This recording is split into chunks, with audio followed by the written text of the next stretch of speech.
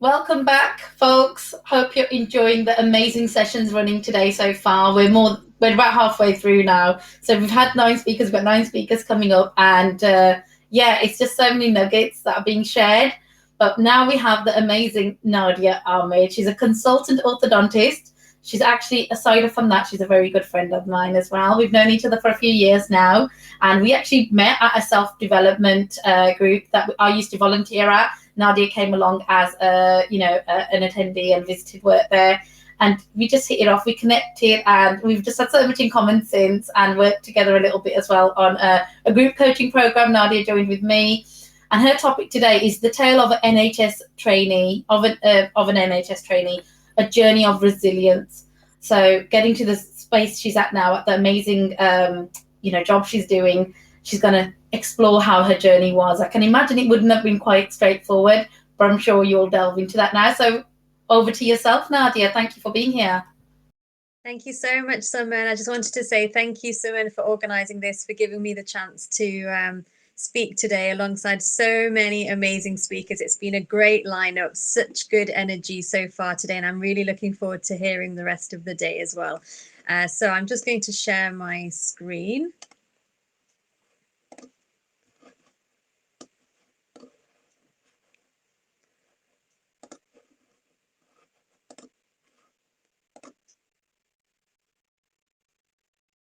Suman, can you see that? Yeah, it's up. Okay, so I'm going to be talking about my journey today as an NHS trainee. My name is Nadia. I'm a consultant orthodontist. I will start off by telling you a few fun facts about me. So I think that my career isn't everything about me. It doesn't define me. There's a lot of other things as well. So I'm a proud Northerner. I'm Yorkshire born and bred. I've got a passion for creativity and creative hobbies, and a few of these I've highlighted here. So I'm a very proud student of the biggest international Bollywood dance academy, which is called Shamak. This is a photo of all of the Midlands team taken at one of our shows a couple of years ago. So we train every week, and even through the past year, through COVID, we've managed to train virtually as well. We're looking forward to going back to the studio very soon, fingers crossed. And at the end of every term, we perform, and some of the locations we've performed at over the past few years include Birmingham Hippodrome, the Alexandra Theatre, and the Warwick Arts Centre. I also love cake decorating and baking. I've applied for the Great British Bake Off for 4 years, and this is the first year that my application finally got through to the second round. So fingers crossed next year it might go a little bit further. And I also really enjoy oil paintings. A photo here of me in the Midlands Arts Centre, pre-COVID, when I was in the art studio in my element. I find it really therapeutic. It's a great hobby. And my first painting that I did, thanks to a great teacher that I had, went into the Peterborough Cathedral annual art exhibition. So I'm going to move on to the main topic that I'm going to talk about today. So this highlights the timeline of my education and my training up until now. So I graduated from Sheffield Dental School in 2007, and following on from this, I did 1 year vocational training. So this is a year that all dental graduates do. And following on from this, most will go into general dental practice, but I embarked on a hospital career path. So I did 2 years in Oral and Maxillofacial Surgery, which I absolutely loved, and that was at Bradford and then in Birmingham. At this point, I actually seriously thought about doing medicine so that I could pursue that as a full career. But it is obviously a huge commitment to go back to university again. And for the reason of lifestyle, I decided to actually opt for orthodontics. So I did my first postgrad exam at that time. I then spent a year over in Manchester Dental Hospital, and then I started my specialist training. And that's usually for 3 years, but mine was actually for 5, which the reasons for which I'm going to go into shortly. So during my specialist training, I did my master's whilst I was working full time, like all orthodontic trainees do. And then I qualified as a specialist in 2016. I did my final exam, and then I worked in practice for 2 years. And for orthodontics, the training is split. So you do 3 years to be a specialist, and then you can do another 2 years to be a consultant. And that last part I did. I did my final exam in September last year. And then I would have finished training in September, but due to COVID, it has extended for a few more months. So I finished just 2 months ago. I finished in February of this year. So I wanted to ask, open this up to you. Can you tell me what resilience means to all of you? Someone, would you mind reading out a couple of the comments that may come through? Absolutely. Gemma's just giving lots of love right now. She's just saying, yay, go Nadia, love you both. And she said that she loves Bollywood dance and she finds it's really amazing everything you're doing and that you're very creative. And she also said, yay, Sheffield, because as you guys may know, Gemma's from Sheffield, so she's also a Northerner, so big up the Northerners right now.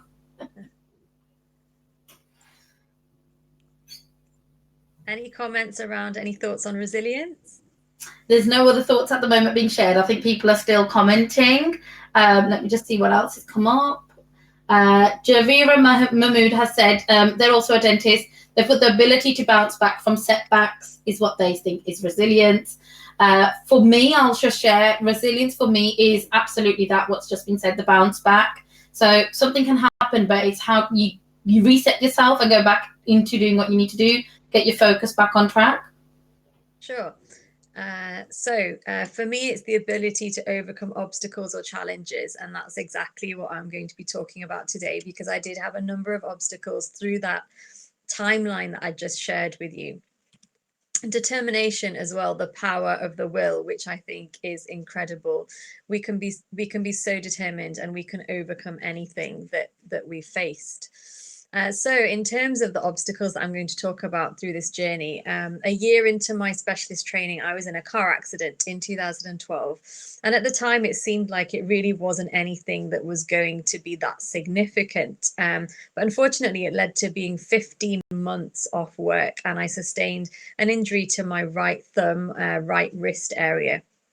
And I'm right-handed. And through the few months that I had at that time, it was incredibly difficult to process what had happened, to understand why that impact had been on me when I'd managed to successfully, first time around, get the specialist training post that I really wanted. And a number of consultants who I was seeing for an opinion on my hand had said there was a chance it was taking so long to heal that they didn't know whether I'd be able to return to orthodontics and whether I could return to anything within dentistry practically. So I had to start thinking about other options as well.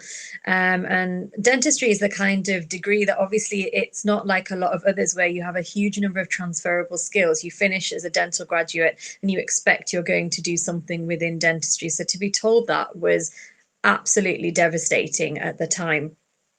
And I was actually really inspired by a good friend of my now friend Sunil, who also faced a medical challenge during his time at university. And he said, you should really think about training your left hand, because whatever happens, if you trained yourself to be ambidextrous, you will be able to cope so much better when you return to work, which is exactly what I did. So I got handwriting books that little kids use at school, and I practiced writing out with my left hand until I could become more ambidextrous.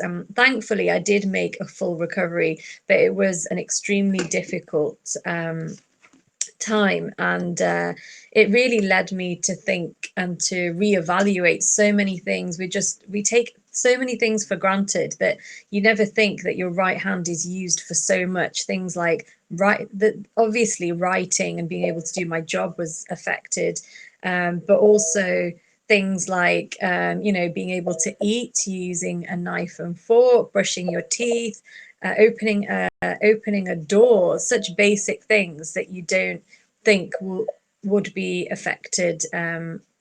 That's how much it had an impact on me. Simon, can you still hear me okay?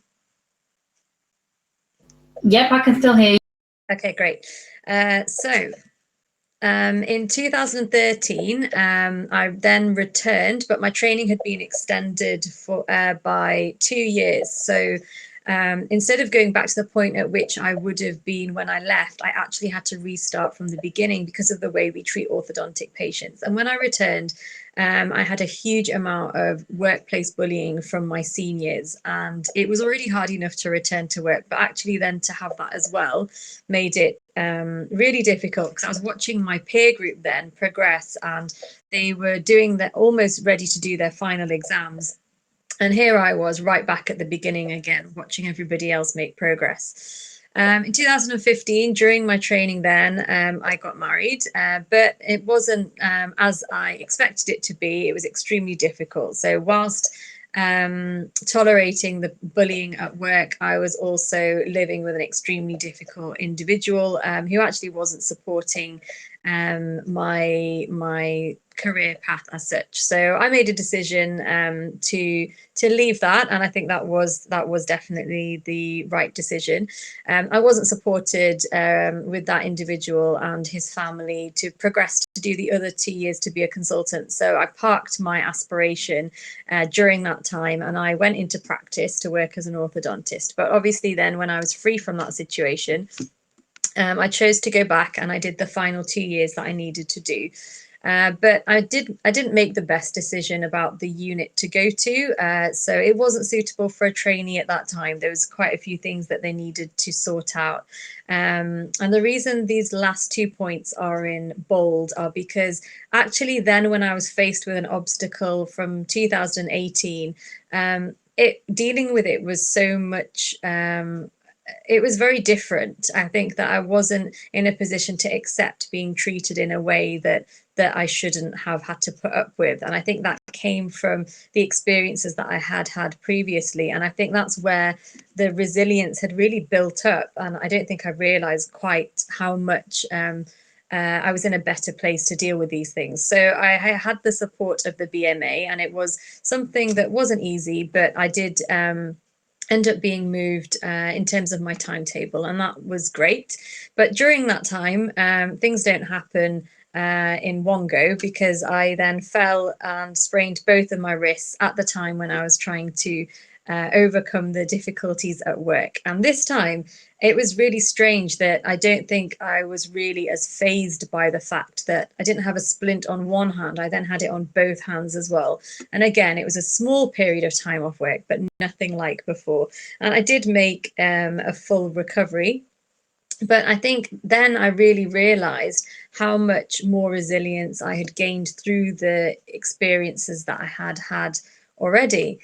And I show this because, ironically, yesterday I took the photo on the left-hand side. So that yesterday was my first day as a consultant, and I believe in divine timing, as someone has always said to me, because it's incredible that today I'm speaking of this journey, and it is the day after I actually finally felt that I got to the peak of my own personal summit. A couple of photos there. One of which was my last graduation. So I think that when the going gets tough, it's important to focus on the dream that we have and not to look past that. Not to quit too early. So for me, there were so many times during that time that I've described to you that I wanted to quit, and it felt so much easier to walk away. It would have been easier to walk away from the bullying in the workplace. It would have been easier to walk away when it wasn't the right unit that I was in, and I quite calmly said at that time, if you're not able to accommodate a change, I'm quite happy to move and to go back into the practice that I was in. I think the will has to be stronger than the skill that we have, and we have to rise above every challenge. And mostly for me, it's having faith that you can overcome this. And I think often we have to question, is our desire to succeed, or is our fear of failure bigger?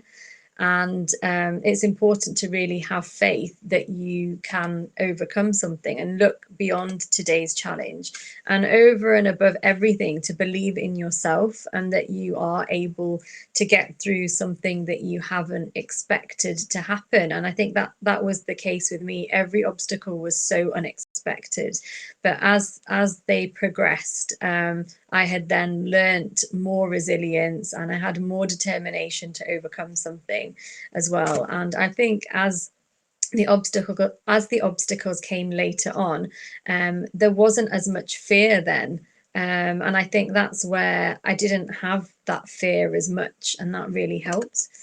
I am, as I said, I love baking. I am a bit of a chef, and this photo was taken in Valencia a few years ago in a cookery class. And I think this is my recipe for resilience. And I think the main things are determination, courage, strength, faith, which is a huge one for me. And I think that the turning point for my personal faith and spiritual journey was the car accident that I had, that I described to you right at the beginning of that. And that was a real turning point for me. And also patience. Have patience that the difficult time will pass, and to spread this throughout everything that you do. And I just want to finish with a couple of quotes. For me, the one from the Quran really sums it up: with every hardship comes ease, and the ease will come. And one from Muhammad Ali, whose book I've recently read, and I think it really inspired me a lot with what I've written today. And he said, had I not faced obstacles, I might never have known how strong my faith and my beliefs were. And I think that really resonated so much with me, and it's really aligned with the story that I've shared with you today. So thank you for listening. Awesome stuff.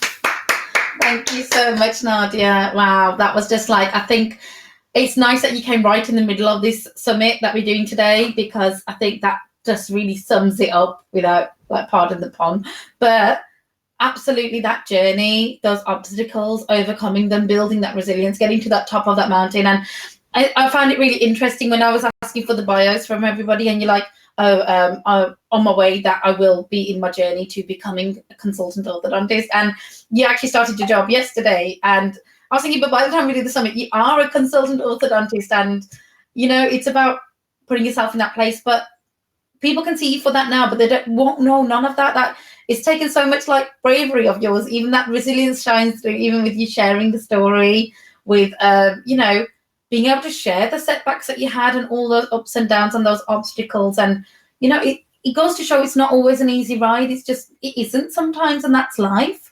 But we can't let life bring us down. We have to keep standing back up again and again. And the quote that you shared at the end, amazing, because it's so true. It's the obstacles that actually create us and make us and help us to reflect and say, you know what, I am pretty badass, actually. I am pretty, like, awesome.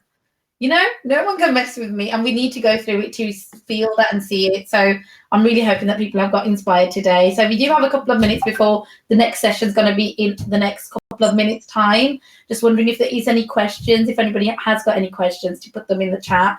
And do feel free to connect with Nadia as well. I mean, if anybody does want to speak to you a bit more, I know that you've mentioned in your bio that you've also written some papers, and I know you've got books coming up. So do you want to talk a little bit about that whilst you've got a few moments? Yeah, sure. So I've really developed an interest in teaching over the past few months, and I think that COVID has meant that virtually it's actually easier to connect to a wider audience, because people don't have to travel, and you're able to get onto a virtual platform like this today and connect to so many people that otherwise geographically might not have been able to come together. Absolutely. And I think through that interest in teaching that I developed, I then decided that I actually wanted to be able to write books in relation to those who are studying for that final exam that I did in September. So there's some progress at the moment in trying to do that. So it's more like exam preparation guides, really.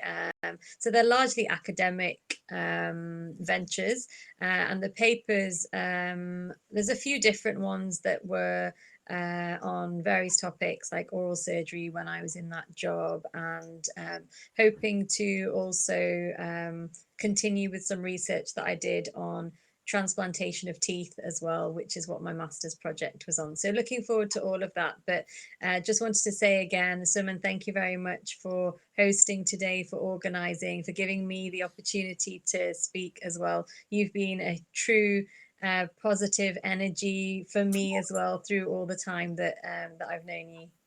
Here you go, loads of hearts for you for that. Thank you so much, and thank you so much for agreeing, because I know at the time it was like, because you've got your new job starting, there's a lot of other things going on in your life as well, and you're continuously overcoming these like little challenges. It's like those bumps in that mountain that you're climbing.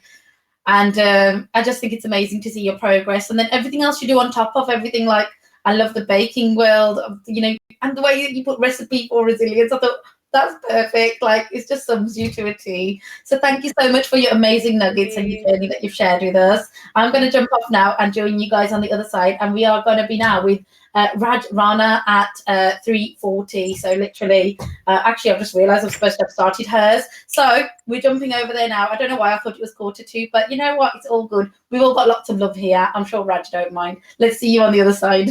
Thank you. Thank you.